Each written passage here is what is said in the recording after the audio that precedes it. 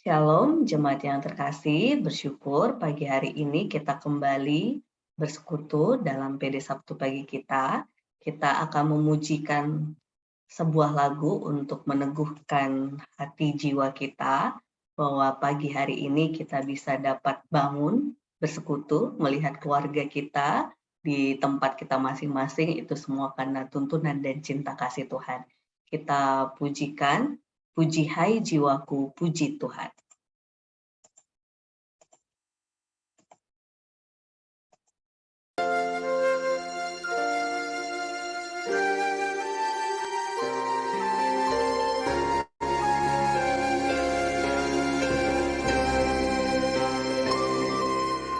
Puji hai jiwaku, puji Tuhan, selagi ada nafasku.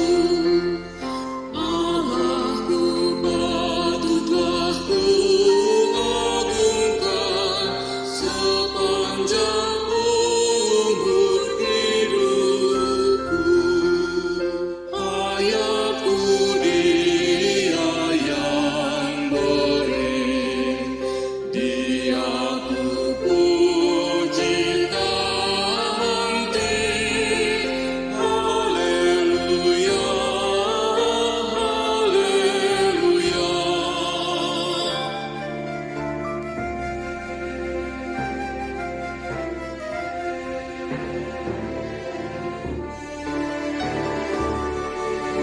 Jangan engkau pertaruhkan kasih kepada insan yang hana, juga bangsawan yang paling baik, hilang bersama niatnya.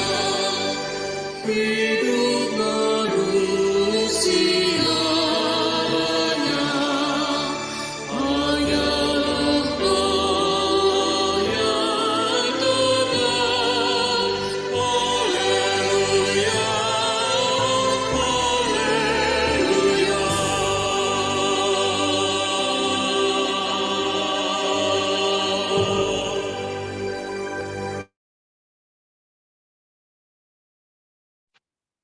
Baik, Ibu Bapak sekalian yang dikasihi oleh Tuhan, kita akan membuka PD pagi hari ini dengan berdoa bersama. Mari kita berdoa.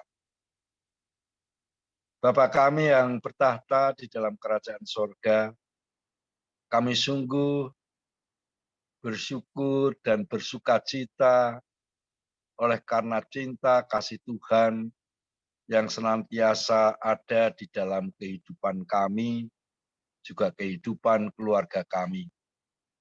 Meski pada saat ini Tuhan, suasana begitu dingin oleh karena hujan yang terus mengguyur dari sejak kemarin, namun rasa-rasanya hati kami tidak terpengaruh. Kami tetap merasa dekat dengan Tuhan, kami tetap mampu memuji dan memuliakan nama Tuhan. Dan itulah yang menjadi kegembiraan kami bersama.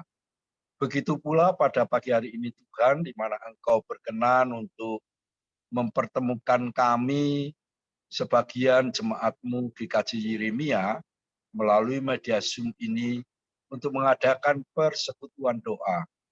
Mari Tuhan, Engkau hadir di dalam persekutuan kami pada saat ini.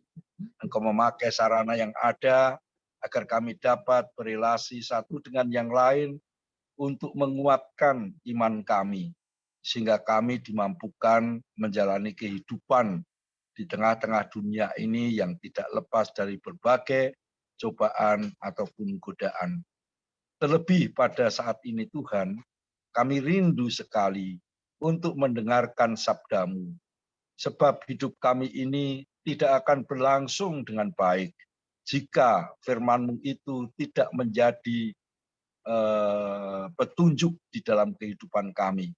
Oleh karena itu kami mohon penyertaan Roh Kudus, sehingga kami dapat mengerti apa yang Tuhan kehendaki, yang harus kami jalankan dalam hidup sehari-hari sebagai orang percaya. Terima kasih Bapa, berkatilah juga hamba-Mu yang akan menebarkan firman-Mu ini. Hanya di dalam nama Tuhan Yesus Kristus, Juru Selamat kami yang hidup, kami sudah berdoa. Amin. Baik Ibu dan Bapak sekalian yang dikasihi oleh Tuhan, saya akan mengajak kita semua pada pagi hari ini mendengarkan pembacaan Alkitab yang terambil dari Kisah Para Rasul pasal 8, Kisah Para Rasul pasal 8, ayat 1b sampai dengan ayat 8. Kisah Para Rasul 8, ayat 1b sampai dengan 8. Ya, saya akan bacakan demikian. Penganiayaan terhadap jemaat di Yerusalem. Pada waktu itu, mulailah penganiayaan yang hebat terhadap jemaat di Yerusalem. Mereka semua, kecuali rasul-rasul, tersebar ke seluruh daerah Yudea dan Samaria.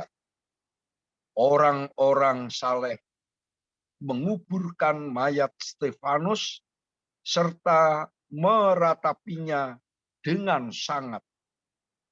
Tetapi Saulus berusaha membinasakan jemaat itu dan ia memasuki rumah demi rumah dan menyeret laki-laki dan perempuan keluar dan menyerahkan mereka untuk dimasukkan ke dalam penjara.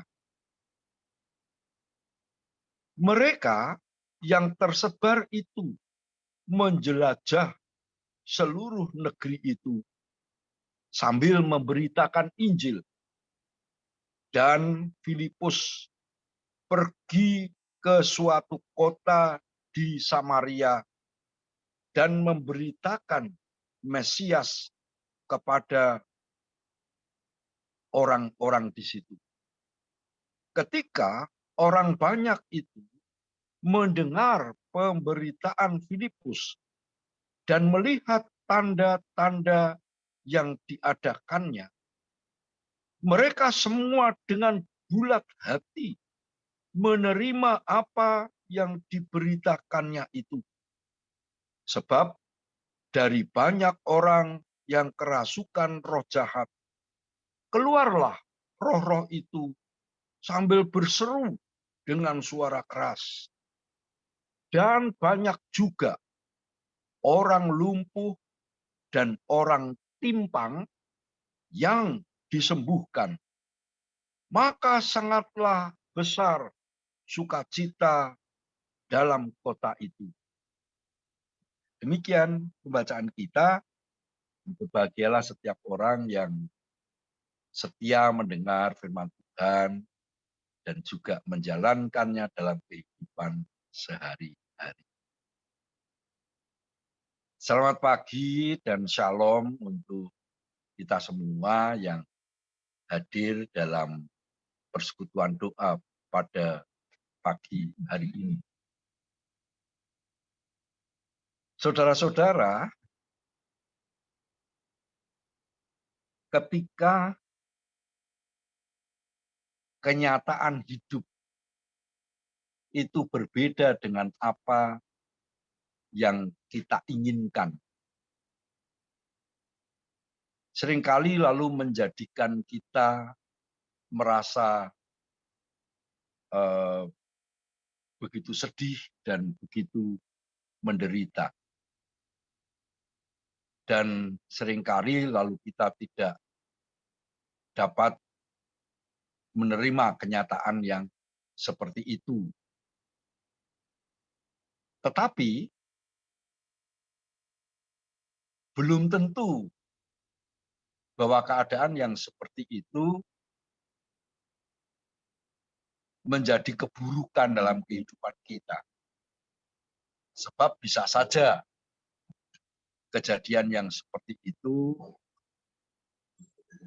menjadi jalan bagi Tuhan untuk menunjukkan kehendak-Nya kepada kita. Hal ini bisa kita pahami dari peristiwa pertumbuhan gereja mula-mula. Jadi ceritanya pada waktu itu di Yerusalem, kan pengikut Tuhan Yesus itu sudah mulai banyak. Lalu kemudian ada satu peristiwa di mana seorang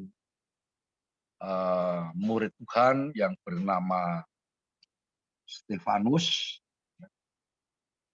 itu ditangkap, lalu kemudian dianiaya dan dibunuh. Kematian Stefanus ini itu menjadi awal terjadinya penganiayaan terhadap jemaat pada waktu itu. Kalau tadi kita mendengar kisah dalam para rasul itu, ada seorang yang bernama Saulus.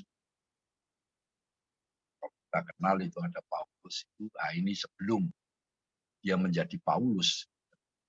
Dia menjadi tokoh yang begitu ganas, yang berusaha untuk membinasakan atau menghabisi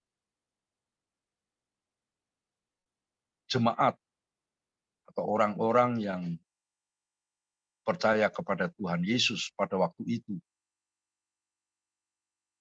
Ditangkapi, lalu kemudian dijebloskan ke dalam penjara. Sehingga banyak para pengikut Tuhan Yesus pada waktu itu merasa begitu ketakutan melihat keadaan yang seperti itu. Sehingga membuat jemaat pada waktu itu banyak yang kemudian meninggalkan Yerusalem. Mereka melarikan diri supaya selamat dari penganiayaan. Dikatakan tadi bahwa mereka ada yang menjelajah sampai daerah Yudea dan Samaria. Jadi pergi ke tempat yang jauh gitu ya. Kemudian ketika mereka ada di Samaria, itu nampaknya ada hal-hal yang membuat mereka tertantang untuk memberitakan Injil di situ. Kita tahu Samaria ini adalah daerah yang sangat dibenci oleh orang-orang Yahudi pada waktu itu. Tetapi justru dari situlah itu dimulai pengenalan akan Injil yang disampaikan oleh para jemaat yang sebetulnya berada di dalam kesedihan dan penderitaan oleh karena penganiayaan di Yerusalem itu. Nah, dari sini lalu kemudian banyak orang-orang yang tertarik pada pemberitaan Injil yang dilakukan oleh murid-murid Tuhan, dan terutama sekali pada waktu itu ada yang bernama Filipus. Mereka begitu tertarik oleh karena pemberitaan Injil yang dilakukan oleh Filipus ini disertai juga dengan perbuatan-perbuatan baik yang tentu saja sangat dibutuhkan oleh orang-orang di Samaria pada waktu itu, gitu kan. Disahkan tadi bahwa banyak orang-orang yang tadinya kerasukan setan, lalu kerasukan roh, lalu kemudian roh-roh itu diusir, lalu kemudian orang yang mengalami sakit penyakit yang macam-macam itu disembuhkan, gitu kan. Sehingga ini menjadi merubah apa yang ada di dalam diri murid-murid pada waktu itu. Sekalipun mereka mengalami penganiayaan, tetapi ketika mereka melarikan diri, di tempat pelarian itu mereka dapat menjadi berkat bagi masyarakatnya. Sampai-sampai lalu kemudian dikatakan, maka sangatlah bersukacita dalam kota itu. Jadi kita bisa simpulkan bahwa tadinya mereka itu berduka, sekarang berubah menjadi bersukacita. Nah, saudara-saudara yang dikasihi oleh Tuhan Yesus Kristus, penderitaan, penganiayaan yang dialami oleh orang-orang Kristen atau jemaat di Yerusalem pada waktu itu ternyata bisa menjadi jalan, menjadi jalan di mana Tuhan mau menunjukkan apa yang perlu mereka lakukan. Nah, pada waktu-waktu yang lalu itu ada istilah yang sangat disukai oleh gereja, gitu ya. Ungkapan itu kalau Ibu Bapak masih ingat, yaitu semakin dibabat semakin merambat, gitu ya. Ini istilah yang diambil dari penanganan terhadap tanaman-tanaman yang merambat, gitu ya. Umpamanya ubi rambat, atau mungkin sirih gading, gitu kan. Itu kalau kita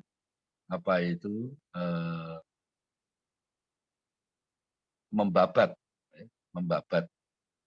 batang-batang tanaman ini, itu tidak begitu lama. Kalau tadinya cuma satu batang, ketika kita babat itu batangnya menjadi semakin banyak, gitu ya. Dan nanti kalau yang semakin banyak itu kita babat lagi di atasnya, maka akan tumbuh lagi tunas-tunas yang baru, lalu kemudian menjadi semakin lebat, gitu ya. Nah, itu diambil dari situ, dan ini menjadi gambaran pada masa itu ya. Ketika gereja-gereja banyak mengalami hambatan, dan juga orang-orang Kristen tidak sedikit juga yang mengalami penganiayaan. Nah, dengan istilah yang seperti itu, merambat, dibabat semakin merambat, itu memberi semangat kepada jemaat pada waktu itu, gitu ya. Ketika mengalami penekanan-penekanan di masyarakat Indonesia, itu jemaat tidak perlu berkecil hati, gitu ya. sebab itu bisa menjadi jalan bagi Tuhan untuk mengembangkan jemaat itu, untuk mengembangkan jemaat. Nah, kalau kita belajar atau meneladani Tuhan kita Yesus Kristus, itu nampaknya juga mengalami hal yang semacam itu gitu ya. Di mana pada waktu Tuhan Yesus datang ke dalam dunia itu, lalu kemudian menghadapi banyak tantangan, ya, banyak perlawanan-perlawanan dari orang-orang yang tidak menyukai akan ajaran yang diberikan Tuhan, akan tindakan-tindakan yang dilakukan oleh Tuhan, bahkan mereka kemudian melemparkan tuduhan-tuduhan yang tidak benar, sehingga muncullah suatu kebencian yang luar biasa pada Tuhan Yesus Kristus pada waktu itu. Ya, sampai kemudian ia ditangkap, kemudian dianiaya, dan berujung dengan disalibkan. Yang kita kenal ini sebagai proses penderitaan dari Tuhan Yesus, gitu ya. Tapi penderitaan yang demikian ini tampaknya memang menjadi jalan yang harus ditempuh oleh Tuhan Yesus untuk menghadirkan keselamatan, untuk menghadirkan pengampunan dosa. Sebab dengan penyaliban itu, maka dunia ini boleh mendapatkan keselamatan. Jadi, penderitaan itu tidak selamanya itu menjadi hal yang tidak baik di dalam kehidupan orang percaya. Sebab itu bisa dipakai oleh Allah menjadi jalan gitu, untuk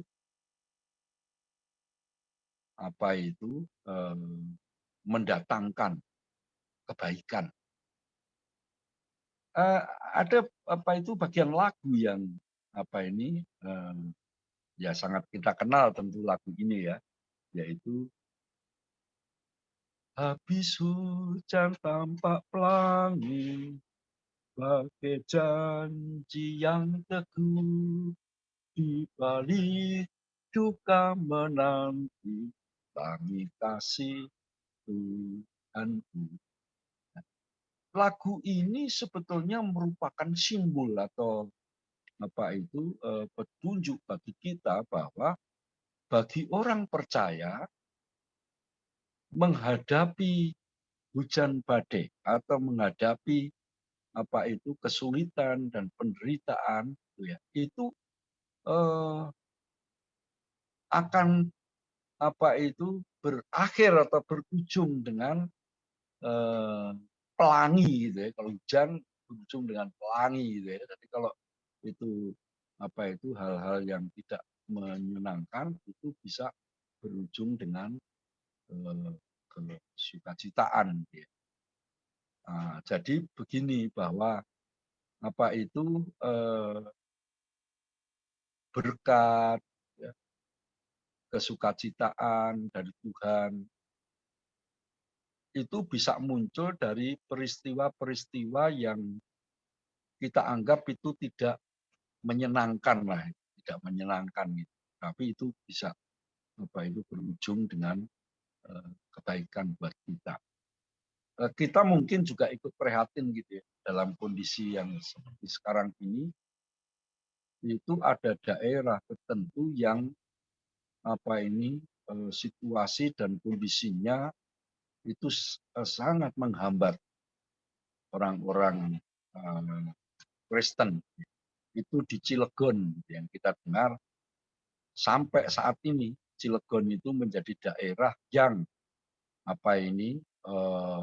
tidak diperbolehkan ada bangunan gereja. Sehingga ketika ada salah satu jemaat berusaha untuk mau membangun gedung gereja, itu dilarang, gitu ya, dilarang. Bahkan lalu kemudian ada kelompok masyarakat yang membuat satu petisi dengan ditandatangani, termasuk juga ditandatangani oleh bupati atau wali kota ya, dengan wakilnya, artinya dari pemerintah, gitu ya. Itu juga ikut tanda tangan gitu, bahwa di Cilegon itu tidak diperbolehkan ada gereja. Sehingga jemaat-jemaat Kristen yang ada di sana, yang saya kira mungkin juga cukup banyak gitu ya, Kristen maupun Katolik, itu kalau mau beribadah terpaksa harus melakukan perjalanan yang jauh karena harus pergi ke Serang gitu kan. Itu sangat memprihatinkan sekali gitu ya. Di zaman yang sudah modern seperti sekarang ini, sudah di era virtual, tetapi masih ada orang yang nggak toleran lah gitu kepada perbedaan-perbedaan gitu. Itu sangat memprihatinkan sekali. Nah, tapi yaitu seperti pelajaran kita pada pagi hari ini dari jemaat yang tinggal di Cilegon tidak perlu berkecil hati. Asal mereka itu tetap teguh gitu kan di dalam iman kepada Tuhan Yesus. Dan dengan berani menjalankan tugas panggilan Tuhan tanpa harus gembar-gembor, ini tentu akan menjadi hal yang baik gitu ya. Artinya jemaat yang ada di sana tentu harus lebih banyak meningkatkan gitu ya. Kespelnya istilahnya itu, kespelnya gitu ya. Jadi perbuatan baik. Karena kalau kita mendengar masyarakat yang ada di sekitar mereka gitu kan, yang mau itu semua baik-baik kok gitu, semua baik-baik, sehingga kita berpikir ini jangan-jangan dipolitisir ya oleh kelompok-kelompok dari luar. Nah, Ibu Bapak yang dikasih oleh Tuhan Yesus Kristus, begitu pula saya kira di dalam kehidupan pribadi kita sebagai orang-orang percaya, karena ada kalanya kita ini juga menghadapi penghambatan atau mungkin tidak disukai oleh orang-orang tertentu, entah itu di tetangga kita atau di tempat kita beraktivitas, gitu ya, bekerja, anak-anak yang bersekolah, gitu ya. Tidak usah kita lalu berkecil hati, gitu ya. Sebab kita punya pengharapan di dalam Tuhan. Dan tekanan-tekanan dari pihak lain itu bisa menjadi jalan bagi Tuhan untuk menunjukkan karyanya, apa yang akan Tuhan lakukan. Nah, ibaratnya seperti tadi lagu kita itu gitu kan, habis hujan tampak pelangi. Ini menjadi pengharapan lah bagi kita ya, asal kita tetap teguh, kokoh dalam beriman kepada Tuhan. Kiranya berkat Tuhan kita Yesus Kristus melimpah dalam kehidupan kita semua. Amin. Mari Bapak Ibu terkasih, kita akan responi firman yang disampaikan oleh Bapak Pendeta Emeritus Edison dengan lagu yang terkait dengan pelangi kasihnya. Kita pujikan bersama-sama.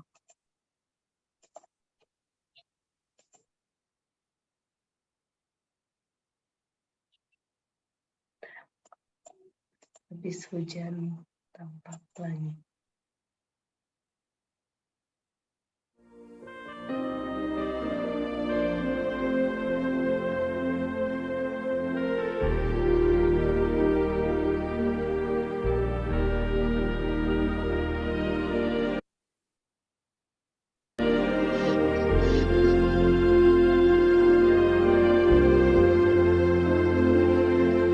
Jalan hidupku tak selalu tanpa kabut yang pekat, namun kasih-Mu nyata padaku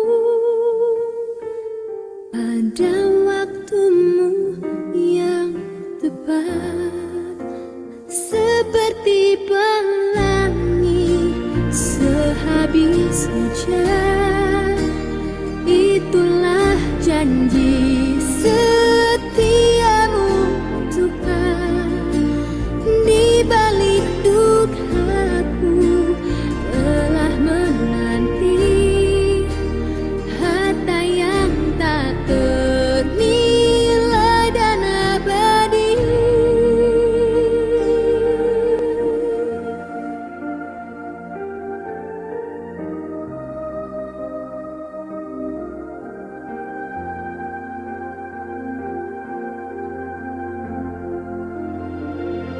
Mungkin langit pun tak terlihat,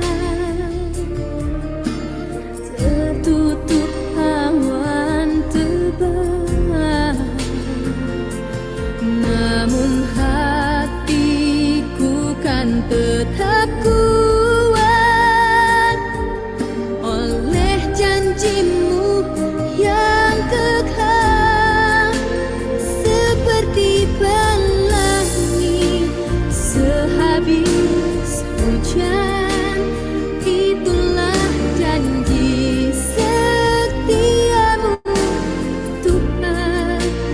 Di balik dukaku telah menanti harta yang tak ternilai dan abadi.